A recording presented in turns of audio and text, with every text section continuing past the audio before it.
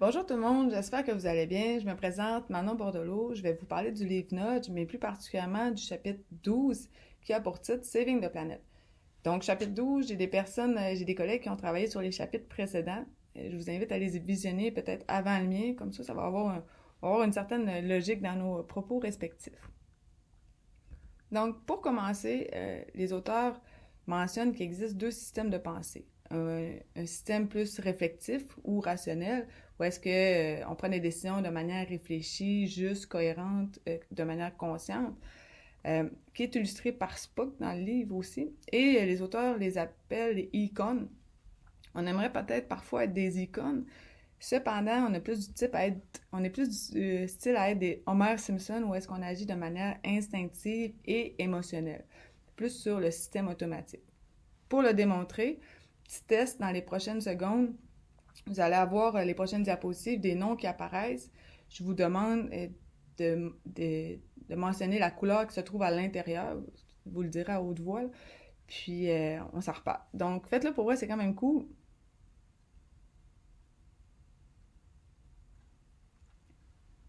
Donc, si vous vous êtes trompé, comme moi, de un, ça me rassure, puis de deux, ben, ça démontre que on est plus du style Homer Simpson qui agissons de manière instinctive. Puis c'est pourquoi les auteurs ont décidé d'aborder le sujet du nudge, qui se veut comme un petit coup de coude pour influencer ces personnes pour qu'ils prennent de meilleurs choix.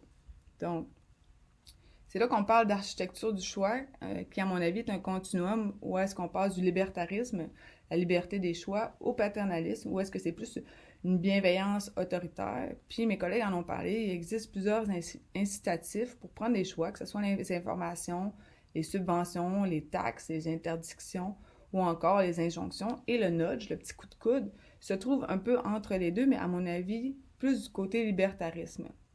On a aussi à droite les taxes. Donc, voici des exemples de nudge, peut-être pour le basketteur qui sommeille en vous ou l'athlète des métros, ou encore le consommateur de cigarettes. Ça, c'est des exemples qui existent dans la vie de tous les jours de nudge. Maintenant, les auteurs se sont questionnés pour comment on peut faire des nudges pour la planète. Pour eux, il existe deux éléments, soit le premier qui est des incitations en taxant les émissions de gaz à effet de serre et ou en établissant des systèmes de plafonnement d'échange, on va en reparler, et les feedbacks qui aident à améliorer les rétroactions aux consommateurs sur le coût de la pollution. Les incitations, vous vous souvenez, là, tantôt je parlais de taxes, là, plus à droite, qui est à mon avis un peu plus paternaliste.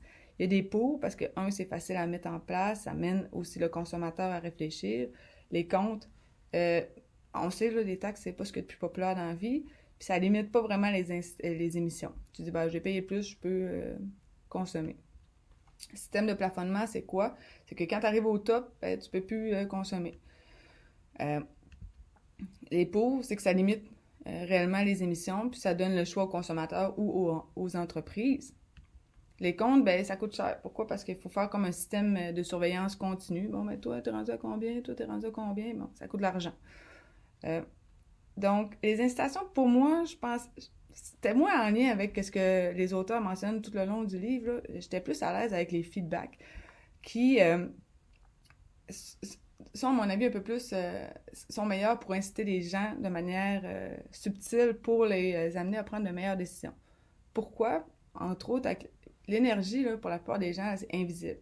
Les consommateurs ne se rendent pas compte de leur consommation. Un des exemples de nudge qui a été fait par rapport à ça, c'est dans la ville de Sacramento.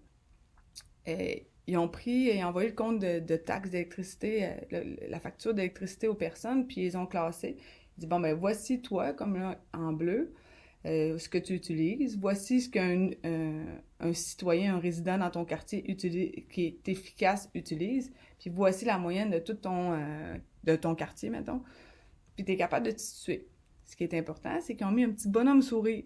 Okay? Fait que, ceux qui ont un petit bonhomme sourire sont portés à aller voir de faire des démarches pour avoir le bonhomme avec le plus gros sourire. Puis, ben, ceux qui ont un bonhomme plus méchant ou triste, ben, ils vont avoir tendance à s'améliorer aussi. Le bonhomme sourire a vraiment l'impact. Ça, c'est quand que ça nous touche. Pourquoi? Parce que ben, c'est toi qui payes au bout du compte. Un autre exemple de nudge pour la consommation d'énergie, c'est dans les hôtels. Pourquoi? Parce que les personnes, ben, c'est pas eux qui payent au bout, c'est l'hôtel. Fait qu'est-ce qu'ils ont fait? Il y en a certains hôtels qui ont pris une carte, une clé, puis quand c'est ta clé de porte, puis quand tu arrives, si tu veux utiliser l'électricité, ben il faut que tu mettes ta clé dans une petite fente, puis ça va te permettre, c'est un système par défaut qui va te permettre d'être plus intelligent dans ta consommation d'énergie, mais qui aide aussi les hôtels dans leur paiement.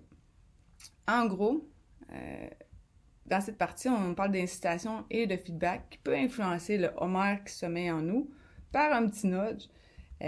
Puis chacun des petits nudges qu'on peut faire comme ça, ben c'est peut-être une personne qui va sauver de l'énergie, mais au bout du compte, c'est peut-être toute la planète. Donc c'est la réflexion, selon moi, qui était derrière ce chapitre. Je vous remercie de votre écoute.